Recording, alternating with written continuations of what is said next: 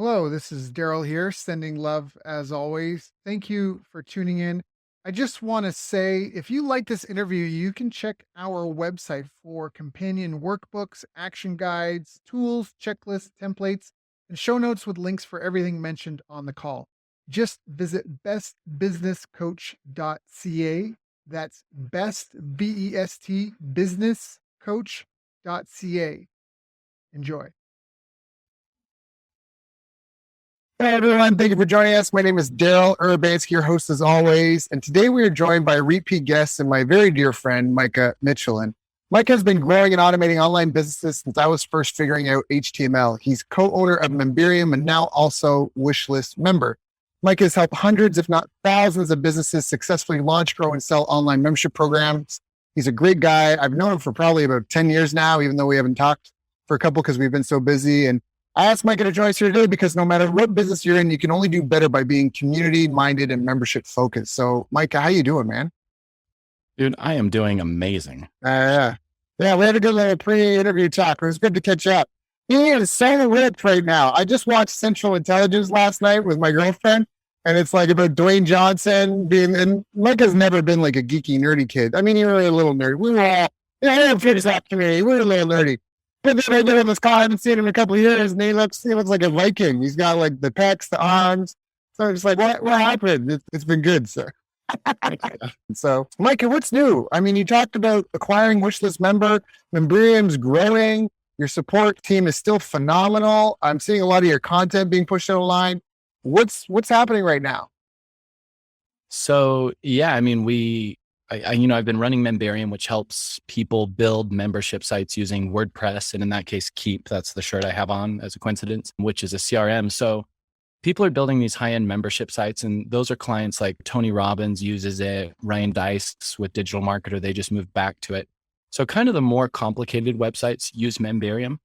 And then recently, I bought Wishlist member personally. Like I founded a new company to buy Wishlist member, and that one is much more of a beginner solution. So instead of the super advanced, it's like anybody can pick it up and they don't need any sort of other system. They just need that with WordPress, and then they can use PayPal or something. So basically what I've always wanted to do is serve that entire market. So not just the membership sites that are connected to Keep, but all membership sites. So with Wishlist, I feel like now not only do we have that front end of the market where the beginners are coming in, but if they want to get really serious, like as serious as it possibly gets, we can help them all the way through that process. Right. That's fantastic. So again, this is something you've been thinking about for a while. Walk me through the process and why Wishlist and, So it's kind of a long, convoluted thing. I'll make it somewhat short, but basically Tracy, the owner of Wishlist, Tracy Childers, he and I had been bumping into each other for years, right? And we were initially just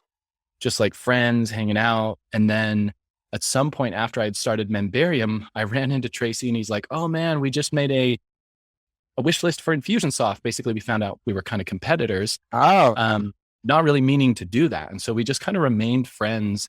And it was weird because one time I got on a plane, I don't know if you saw the announcement, and he was sitting in the seat right next to me. So we ended up sharing an armrest, and it's like, what are the odds that this is happening? Like it's a small community, you know what I mean?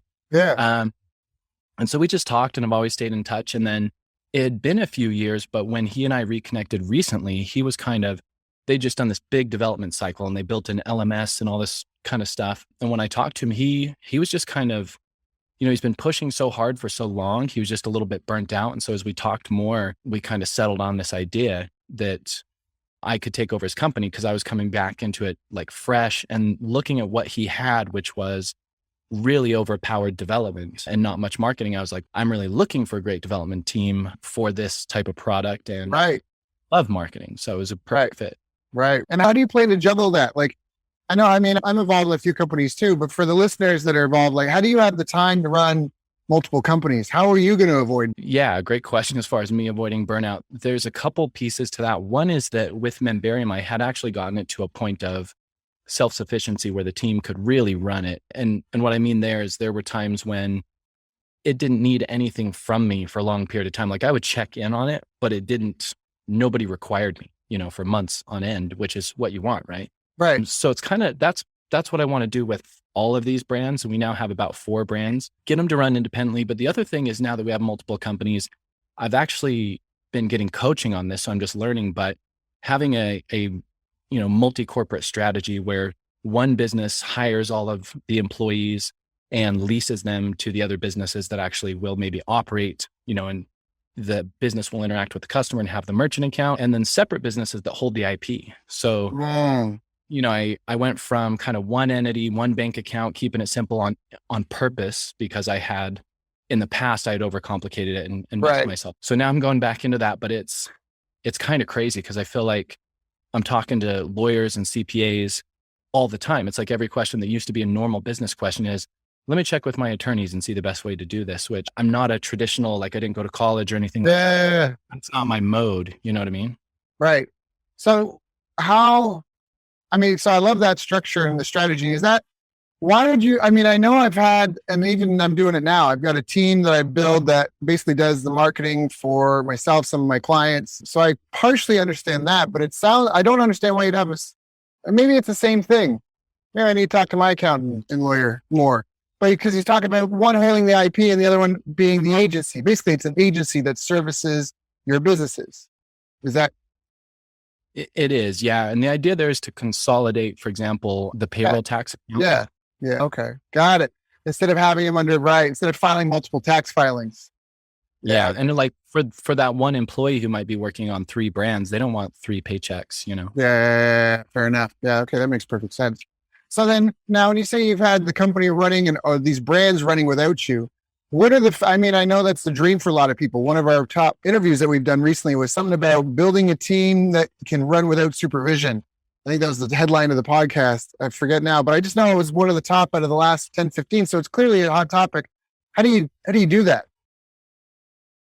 Yeah, I think of it as the slow, fast way. So it was slow initially to empower the people. So instead of micromanaging or really even managing them, I just kept empowering people.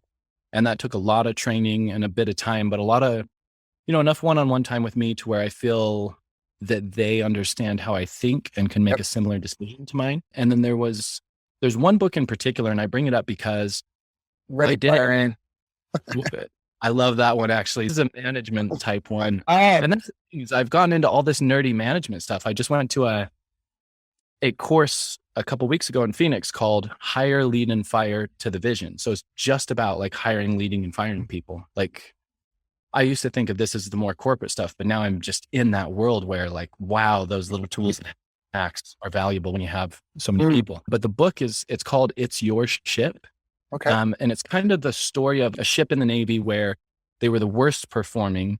And with a new captain and a new approach, they became one of the best performing. And basically all the captain did is he said, hey, instead of waiting for instructions, I want you to do what you think you should be doing and just and then all he had to say was go ahead. So instead of someone saying, hey, I think we should turn 30 degrees or whatever, they would say, I'm recommending we turn 30 degrees. We're turning 30 degrees. And if he wanted to interrupt it, he could, but he didn't have to. Right. Pretty soon, all he was saying is go ahead, go ahead, go ahead, go ahead. Right. And everyone on the ship is saying to their subordinates, go ahead. And to their superior officers, they're just informing them. They're not asking permission. They're just saying, I thought it would be best to do this. I'm going to go ahead and do that. Right. I love that. And that change basically is what I feel one of the big things that created that. There's one of my mentors also, he told me, there's a few things he told me, but one of them was in touch, but out of reach, meaning you're in touch. Everyone's sending you data, but you're out of reach. They can't call you on the phone. Yeah. They don't expect when they text you that you're going to respond right then. And then the last principle, I'm sorry, I'm just kind of laying them on because it's a combo. My mentor mentioned having a tilted desk, and we're remote, so we don't actually have desks, but he's like, imagine somebody comes into your office and they drop a problem on your desk and they try to walk out. Right. And that's what most employees do. I ran into this problem. I can't fix it. Here you go. Right. The tilted desk is basically saying the desk is tilted away from you. Anything anybody comes in with, they leave with. Right. I love that. So it sounds lazy, but it's almost like by me refusing to take actual responsibility for something and making sure other people are responsible and empowered to have that responsibility. I know this is like corny. Everybody knows this. You can read it in a business book, but the the long work of getting that stuff done did ultimately pay off to where, the team is competent enough to handle decisions better than me. And really at some point, like once I got about 10 employees, I realized I'm only 10% of the workforce. So Right. me doubling my output is not as important as me Yeah. increasing, Yeah. The most effective thing, highest ROI for your time is making the right hire, I think, at this point.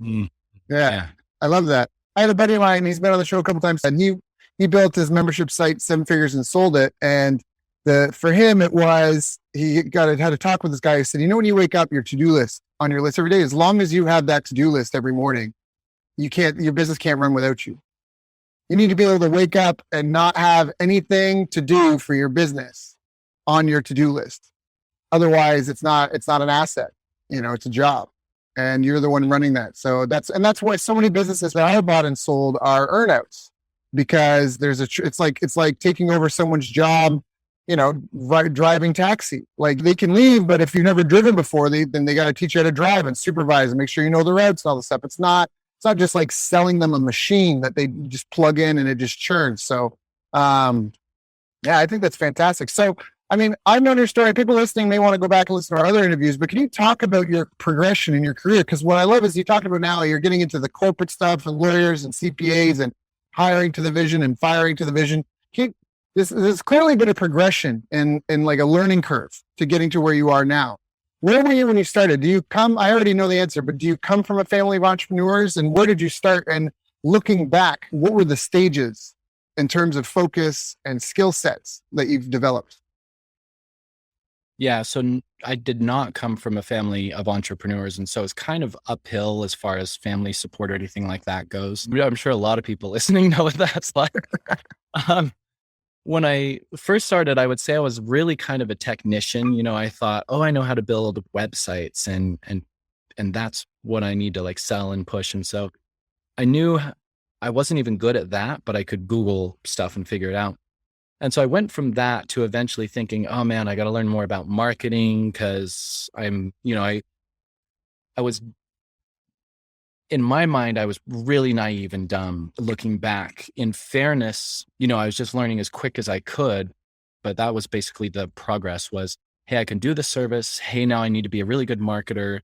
And once I could sell and do the service, I had some success, but getting other people to do projects with me and getting them to do it the way I would do it and stuff like that, that was a whole learning curve where I don't think I was good at it. Like, I tried doing an agency and it just wasn't for me. So when I started the software company, I had gotten a glimpse of that model of, you, instead of selling a service, you sell a product and you sell it at a subscription. And so when I was first building that, it was painful and slow because every customer is paying like $47 a month and I'm spending a few hours with them up front. Yeah. That's not economical, right? But I saw the vision of, hey, enough of these subscriptions and I'm free. And so I just kept doing that basically. Yeah.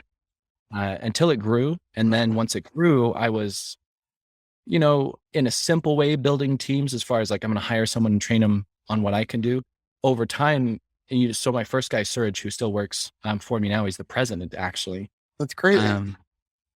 Yeah, he was just a support agent. Now he's, I know him. It's cool. Yeah, he's a good guy. So he shadowed me, right? And then has shadowed me through every single job.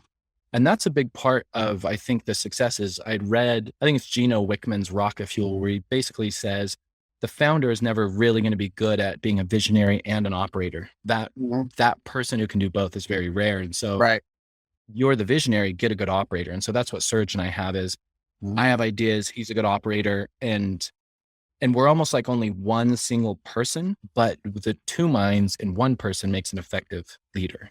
And so that's a big part of it is Serge is kind of, he's my catch-all. If I'm gone and some question that's never been answered before, nobody knows, they go to Serge and he can make a reasonable decision, I love that. Yeah, I heard that you need 3 people to grow a company. You need a financial person, a product person, and a marketing person. And so it kind of sounds, you've got that between you and your team. Naval, I don't know if you know Naval Ravikant. I love his content. He's always talking about if you can learn to build or learn to sell, and if you can do both, you're unstoppable. That's really, and it's almost kind of like what you're saying. You've got the vision and know how to build and where we need to build to where the market's going. And and and he knows how to keep the team together. So, Yeah. so let's backtrack to this. So first it was delivering quality consistently. Then it was learning how to get customers and acquire them. And then it was working with other people. And then it became finding ways to leverage yourself, either through software or through other people. And then it was a big part of that was actually understanding how to manage that objectively and empower other people. Did I miss anything? Is that fairly accurate? Yeah, I think so. And the empowerment was the main thing, because I see a lot of business owners with teams, but they manage them rather than empower them. Mm-hmm. And you'll just manage them forever if you're not empowering them. So do you have, is there any guide that you can give if someone's struggling right now, if they've got a team that they're micromanaging, if that's their biggest complaint? I mean, you and I both have run mastermind groups, and how much of those conversations are around employees? So any tips, any advice?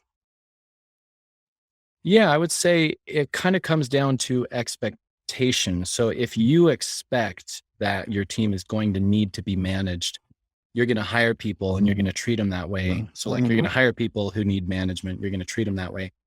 But if you expect that you're going to hire like critical thinking individuals who are going to maybe argue with you at times, you have to have a cultural fit. So the culture stuff is a huge part of that, like core values and all that kind of stuff. But assuming that's in place, I think it really is it's a lot of expectation. And that comes out in your language patterns, in your timing, in the assignments you give. So for example, for me, instead of saying, I want a website, I want it to have these pages, I blah, blah, blah, blah, blah. A few weeks ago, I just asked one of our team members, hey, we need a website. Can you have this done in 7 days? And the project actually didn't go very well. And I had to come in and clean it up and stuff like that. But that's just an example of how I do it. And oftentimes when I say, hey, I need this, can you do it? And they say, yes, I don't give them any details. And they come back and do much better than I would have, outlined for them. And so sometimes it works and sometimes it doesn't, but that's pretty much what I'm doing is I'm saying, hey, we need this done. Can you do it? And if they can, I give them more projects. If they can't, like in this case, when it didn't happen the way I envisioned, I just made a mental note of like, okay, I can't really give that person actual projects. So I'm not going to work directly with that person at all. They can work under someone else, but there's no need for me to talk to this person, because when I do, I guess what I'm saying is I need someone around me who can run with it. So if you have a business where you're managing people, it's very likely, that you set it up that way so you can try to make the shift. It could also be that they're the wrong people. Yep. And so changing your hiring funnel to where you're not saying what's your resume and blah, all this kind of stuff, but hiring to performance and work history. Giving them a challenge of like, okay, an example of a project we might have is this, before I even hire you, what would you do with this? Right. And that's the interview, right? Actual throwing crap. The thing. Yeah. Because some people interview so well, right? And for a mishire can be incredibly expensive. For those that aren't aware, because not only do you have to train, or you take the time to figure it out, and you spent all this time, energy, and money training them and onboarding them. If it doesn't work out, you let them go. They may feel some type of way about it, may cause friction. Then you have to go up and rehire again. So yeah, I feel like that. I'm out of the training. For me personally, I'm out of the training business. I learned that lesson the hard way. I need people that have done it. Are you a fan of KPIs, quarterly goals, sprints, OKRs? How do you make sure the team are actually working? So there are parts of the team that I feel like are easy to monitor, like support. You can see the tickets coming and all that kind of stuff, right? Marketing is a little bit more challenging. Right now, I myself am running marketing sprints. So because it's a little bit of a bigger team and a creative process and new things, we were trying to manage it in other ways. And I just decided, we all have to get on Zoom together at least once a day for about an hour. And then between those sprints, we can give assignments through Slack and that sort of a thing. But yeah, I found it's so easy to have miscommunication and misalignment and things like that, that at least for marketing right now, that's how we're running it. Generally speaking, though, I love the scaling up model. I love the EOS model where, yeah, you're doing annual, quarterly, monthly, weekly, daily meeting rhythms, and there are some numbers involved. I like the concept of the big three where everybody's got three main things that they're working on and they're not equal. So like number one could be 60% of their time and effort. Number two could be 30, and the last one could be 10. And then each one of those has a number, and the numbers can be performance based or results based. Performance based means like I made this many sales calls. Results based means I brought in this much revenue. So like I should say activity based or results based, right? So as long as everyone has their big three and they've got those numbers attached to it, the numbers for me are really about trending. So when somebody reports their numbers, I just want to hear, is this up or down from last week? And is the overall trend for the past few weeks up or down, right? So that's kind of how I look at it. And in those, the annual meeting is strategy. The quarterly meetings are strategy for that quarter. The monthly meetings are financial review and training. The weekly meetings are kind of just like boots on the ground, getting stuff done. So every quarter we decide, here's what we're going to do.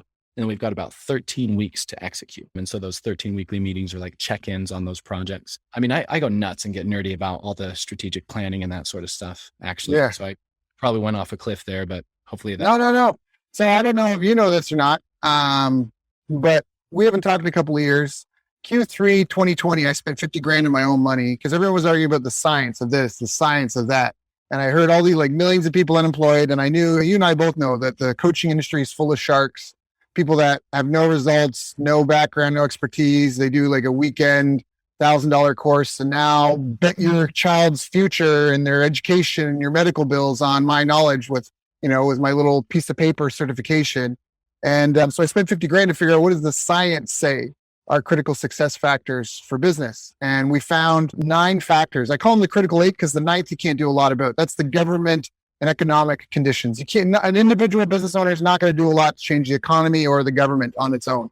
And also our research found that irrespective of what economy and government you're under, all you can really do is focus on these other 8 categories. And so they are self-efficacy, strategic planning, market intelligence, marketing strategy, sales strategy and skill, money management, business operations, and business intelligence. And all of them are fairly self-explanatory, but some people, the business operations is things like cybersecurity, your legal compliance, right? Your meeting rhythms, like you talked about that's all in there.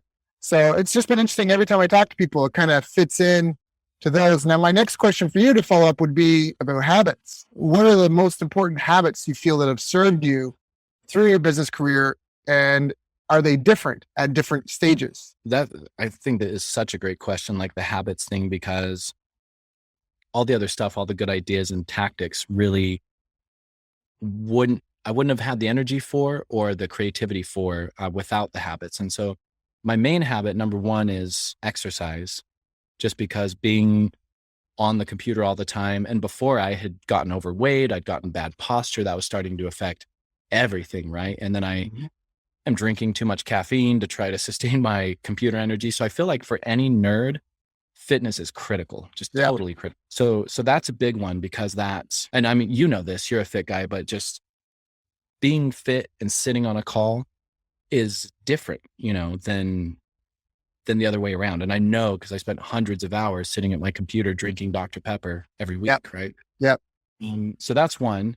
And I won't hammer it home too much, but no, the other one I think is motivation. So every single morning, and as much as I can throughout every single day, I'm listening to motivational stuff. Even if I'm feeling pretty good, I'm still listening to stuff. And especially though, if I'm not feeling good, instead of going to work, I'll go into motivation phase. And, motivation, inspiration, whatever words you want to use there, I'm going into anything that makes me feel positive, happy, uplifted.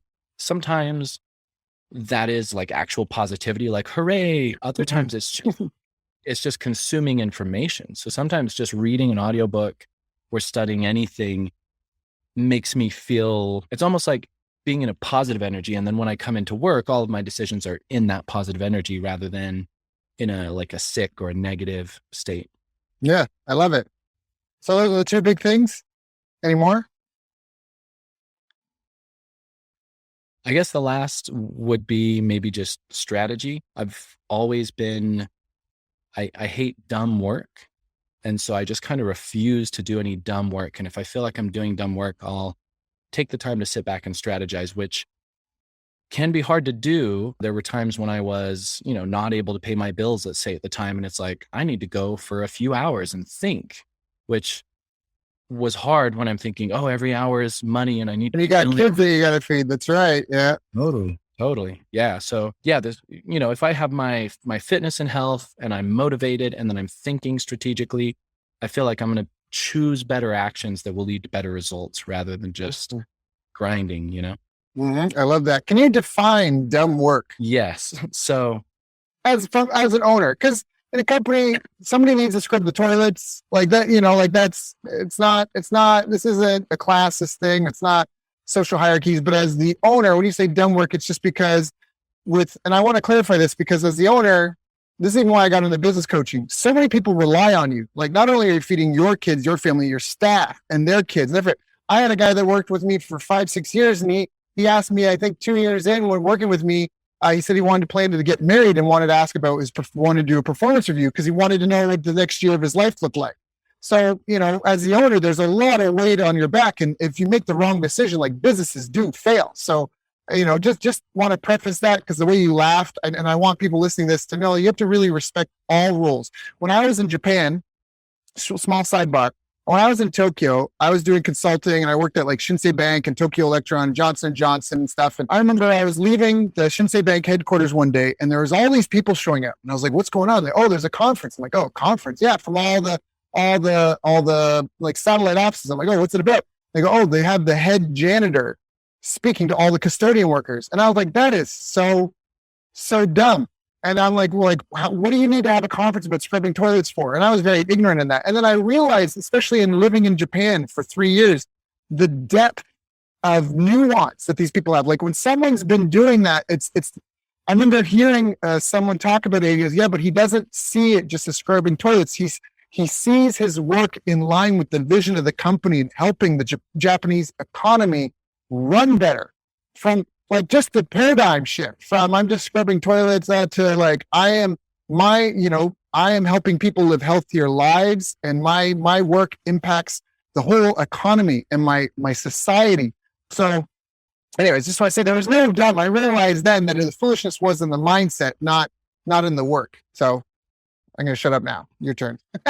no, it's a good point because it's not saying, oh, certain work is beneath me. It's more saying, even if I'm going to scrub a toilet, what's a smart way to scrub it rather than the dumb way, Right. And so that's more, what I'm referring to is there's a dumb way to do most things that's going to result in more work for you later. And there's a smart way to do it where it's going to result in less work for you later. And so as a business owner, I see that as instead of jumping in and solving a problem myself, I'm going to make sure somebody comes with me to solve the problem. And I'm explaining why and how I'm solving the problem so that they understand it. So I think dumb work typically is when you're doing something in a one-off fashion that should be one to many, that should be repeatable.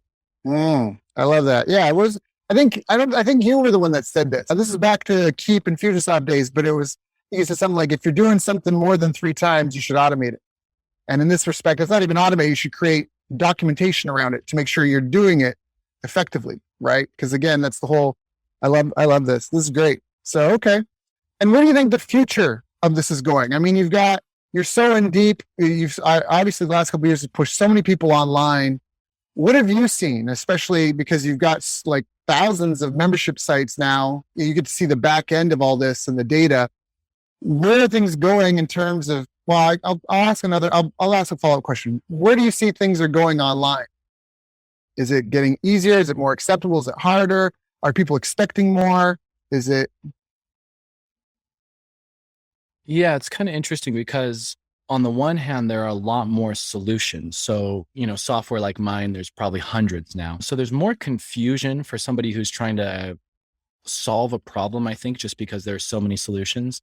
And then when they do go to solve that problem, I think the bar has been raised because a lot of these solutions just do more. They're intuitive. And so instead of, oh, I'm going to put some content online and sell it, it's like, well, that content needs to be gamified and it needs to be, teased out on social media. And you got to have all these best practices, which before, if you would have had these best practices, you're ahead of the game. And now it's kind of like, just to get started. So I think that's part of it is the technology's gotten way easier to where people can build pretty good user experiences pretty quickly. Where I think it's going is on the one hand, immediately people are looking for simplification. So instead of, I'm going to buy these 10 tools to build this experience, They're looking for one tool to do the experience. So there's a lot of SaaS products that try to do that. And so that's a big movement, is just simplification of like, okay, the technology has really matured. Now, instead of me having, the business owner having to cobble it all together, they can get an out of the box solution that provides a really great experience, right? Now, that being said, so can everybody else. So can all of their competitors in whatever niche they're in. So I see a lot with the membership stuff where people are doing these good hybrid models of, okay, yeah, we have some courses and information, but we're doing a better job of surrounding it with office hours and live events and support and, groups and accountability partners and all these different things to help the user actually consume and transform from the information. If they buy a course about basketball, they, at the end of it, want to have transformed into a better basketball player, not just know, right? So companies are getting better at providing a transformational experience with the multimedia. Where I think it is really going, and I don't have this is more just a general direction, but I think all of these membership sites where they're trying to make videos about whatever, pretty soon as in already. Yeah. Adopters. Yeah, for early adopters, it's already happening. But what I see is that this is going to become kind of like the Matrix, and it's going to become virtual reality training. So you're going to put on your Oculus headset and you're going to go into a virtual reality situation, and you're going to consume and learn in an immersive experience what you want to learn. And then you're going to go out and go on your way. So instead of, listening to audio, watching videos, whatever, I think in the future, it's going to be more immersive, and those other things will still exist. And so I believe the business owners of today providing training, they're still going to have their membership site, but in the near future, they're going to say, well, how do I recreate that as a VR or an AR type of experience before my competition does? Right. So it's like, again, in a coaching space, it's like, how do I do a group coaching with people all over the world without people having to get on a plane? Yeah. Right. To be in the same room, essentially. And of course, there's bells and whistles and stuff. I think there's been like Bieber and Travis Scott, they did some online events, and it's like they did more in like one day than they used to do in an entire tour with this, because of just the ability of it to scale and the reach, right? There was no geographical barrier for it. So I think that's kind of what you're speaking to there. Now, I want to ask about the other part, because there's, every business obviously needs a few hundred, well, maybe not a small boutique agency, but typically most businesses need a volume of customers, and they need to retain them long term. You're not going to really have a big business off of one-off sales. Can you speak to building a community, an engaged community? Yeah. And I'll go back just for context to, I think it was Stu McLaren who first coined this, where he's saying like, they come for the content, they stay for the community.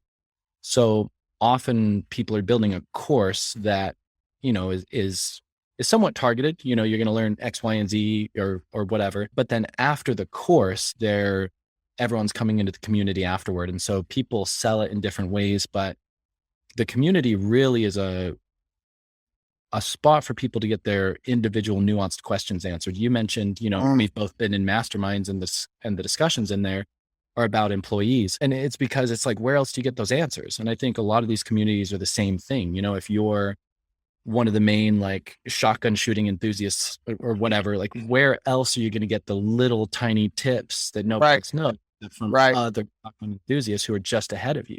So that's at least how I see the community aspect. And if people do it right, it becomes, like you're saying, it becomes the bulk of the people who are renewing, who are kind of like the cash engine of the business. But yeah, I do think, it's not very effective to sell a community. Typically it's effective to sell a course with either an upgrade into the community or the community included or something of that nature. Okay. And now let me put this on you. What's your plan? Is there a plan to bridge the wish list and Memberium community? Is that, yeah. Yeah. So we created a new brand called Membershipper. And that is not only the employment company where all of the staff from, these different places are coming into, but it's also going to be the community. So the idea is, if someone's a membershipper, they join this community to basically grow their membership. And one interesting thing about this is I had written some like customer core values, like, hey, our customers are going to vibe with these things. And I showed it to my marketing guy, and he thought I meant it was our internal core values. And so we ended up using it for both. So those core values are now our internal team core values. And they're also what we're going to use to market to customers to say, hey, if this resonates with you, you're a membershipper, you should be part of this community. And in that group, yeah, we're going to have the Membarium people, the wish list people, and any other, anybody basically interested in the membership topic. I love it because it supersedes. It's not about the tool. It's about the niche. It's about that concept of running a membership. So whether it's wish list or Membarium, people can share. And like you said, if someone's further down the road, that's fine. And some people, they can just take a really basic site and scale it really big. They may not need the bells and whistles. So I think that's, I definitely understand where you're going with that. What would you say to someone that's either starting or got a membership site up and running and they're trying to grow it? You just started speaking about having membership or about growing your online site. What are some of the most effective strategies? Is it about being seen everywhere? Is it about, having a fancy sales page? Is it about webinars? I know there's people that are going to be watching this. They're going to have that question. And I might get questions. Why didn't you ask him about how to grow a membership site, considering that he's done thousands? So can you give us the mini seminar on this here? Yeah, I would say the number one thing is copywriting, because you're really only dealing with one person at a time. And you taught me this, and I love this, the idea of the bug in the rug, where you might have, and for those of you listening, it's when you look down at the rug, you see the design of the rug, but the bug who's crawling through the rug, they only see what's right around them, like the walls of fiber and the dust or whatever. And so your customer, they don't know jack. They just know the page that they're on that day or the email they got that day. And so even if your business is good, if that email is not written well, or if your sales page isn't written well, and whether it's a webinar or a video or a page, it's what are the words? Like, how persuasive is it? Yeah. So, anybody who's having trouble with sales, I would just recommend copywriting, because it's totally the game changer. And I've had this personal experience. It could have even been you who had recommended to me at one point, like Gary Bensavenga and some stuff, when I was having trouble selling a course, and I switched on my copywriting hat and ended up blowing that thing out. Same course. I didn't change the course. I didn't even change the design of the page. No, just like the headline and the call to action. And it just started converting. And so obviously you have to have traffic and so on, but I'm saying, most membership site owners I know would definitely benefit from sales copywriting, like direct response marketing copywriting. Dan Kennedy, Jay Abraham, John Carlton, all that kind of stuff. I love that, because then for people again that are wondering, well, why would writing be so important? It's almost like it's easy to send someone an audio clip. We talked about before being in touch but unreachable. I think it was Mark Cuban who was saying that he hates meetings and he makes everyone communicate with him in email and not even send voice messages or videos, because they have to think through everything and put it into an email. Otherwise, it's going to be this massive long thing. So it's almost a way to synthesize their thoughts. And so what you're talking about, the sales copyright, it's really getting in touch with who am I selling to? Why are they buying? And what are the reasons that are going to cause them to buy? Glenn Livingston always talks about frequently asked questions are often frequently answered questions. So what are the points of difference? What are the points of difference to talk about that are going to cause someone to actually open up their wallet and buy? And you mentioned Gary Bensavenga. From him, one of the things I got was problems are markets, not demographics. So the problem is the market. It's not soccer moms, 38 to whatever. That's describing a type of person experiencing a problem many people might be experiencing. And so that's kind of where people get caught up. Well, I got to make a target market, but it should really be the target problem. And then which segments of the people experiencing that am I targeting? And I think that when you figure out and can get the sales, whether you're going to do a webinar or whatever, you need to script it. You can't just show up and wing it. I always say, explain how I feel that advertising developed is back in the day. All of us were traveling salesmen, unless you were like a grocer or a blacksmith. You'd be on your horse and buggy going from town to town trying to find more customers. It's a pre-post office. And maybe there was an ambitious sales rep one day, and he's got a baby on the way, and he's trying to figure out how do I get through more doors. And you realize every time I knock on a door, I end up having the same sort of conversation. Maybe I can write this down in a letter and pay some kids to run ahead of me to deliver the letter. So when I get to doors, I can go through them quicker. And then he realizes that some of these people, they're just ready to buy. He doesn't even have to say anything. They already understood it. So he adds an order form, and now he's not even going to doors, just showing up in town, delivering letters. Those are being delivered. and bringing it back. And marketing is that. Jeff Walker talks about that. It's a sideways sales letter, right? Where you break that up into pieces. And that's where you hear top of funnel, middle of funnel, bottom of funnel. It's helping people walk through kind of the psychological phases of that. So it sounds like that sounds like what you're saying is creating the community and putting your stuff into a course with some bells and whistles isn't really the challenge right now. The bigger challenge is really being able to speak to people on a one-on-one basis at scale in a way that makes them want to join your program.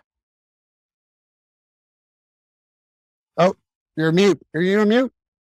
Oh yeah, I was, sorry. And I was going to say, yeah, exactly. And if anybody hasn't experienced that sensation of like your page doing the sales work for you, it's magic. Like, Yeah. I mean, if you can sell in person, like you're saying, the first time you realize like, wow, I put my pitch into a video and it's working. And I know that if I send 100 people, I'm going to get 5 sales or whatever. It's total game changer. And that's why I say like most people are having problem with sales. They think, oh, is it my leads? Is it this? Do I need to switch to ClickFunnels? What software should I use? And it's like your messaging, your messaging, if it was working, you would know it. And then you would want to scale it. Trying to scale messaging that's not working is all effort, Yeah. I love that. And I don't know if we were recording it, we were just talking before, but you were talking about the early days of Memberium and that, it was like $47 a month and it was a slow, almost painful process because you were doing a lot of calls with these people and it's only $47 a month and you're investing a lot of time in each client customer. But what you learned from that, this is where some of the best marketers and salespeople are have door-to-door experience. And it's like from doing that, you gain the knowledge and experience that allowed you to create tools that it might not convert as high as you doing one-on-one, but you can send 100,000 people to a video. You can send 100,000 people to a sales page. So less might buy, but you're hiking with your kids and you're still generating sales at the same time. Yeah. I love that. Micah, this is such a fantastic call. For people who are listening to it, they probably want to listen to it again. There's so many great nuggets in here. And I want to be respectful of your time. So is there anything I didn't ask you I should have asked? I guess the one thing on my mind is about the learning management space. So we did Memberium and Wishlist, but we spun out of Wishlist something called Course Cure. So it's a learning management plugin now that we're going to build to be a full-fledged learning management system. But that's just been interesting to me because I thought Wishlist was like the starter part of this whole equation where new people would buy Wishlist. But as we're looking at it more, I'm realizing more and more like, oh, it's Course Cure and it's the LMS that people want initially. They just want to build a simple course before they want all this membership functionality. And so that's the one thing that comes up is just, and I think for those of you listening, you might have a product, like a flagship product or a subscription product, a strong product, but finding that the thing that people will buy first from you or the thing that they want to buy before that can be really powerful. Yeah. Okay. I love that. Micah, I always love our conversations. I miss talking to you every week. This is fantastic. Again, if people want to learn more, if they want to get in touch, where should they? You can go to membershipper.com and our different brands are listed there. And any one of them, you can ask a question of support and they'll answer it. Or if you want to say, hey, I saw this from Micah, can you ask Micah this? They'll forward it to me. So yeah, just any of our support channels, we really try to provide great support. So those should work for you. Awesome. Micah, it's been such an honor and a pleasure, man. Dude.